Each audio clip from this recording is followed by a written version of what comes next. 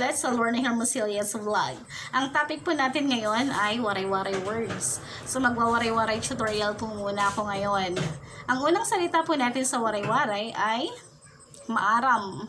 Ibig pong sabihin nun ay marunong. Pangalawa ay makuri. Ibig pong sabihin ng makuri, mahirap, marasa, masarap, kagaon, duwag, maaringasa, maingay, harayo, malayo, mahinay, mabagal, pasaylua, patawad or patawarin, damo, marami. So guys, that's it for today po muna.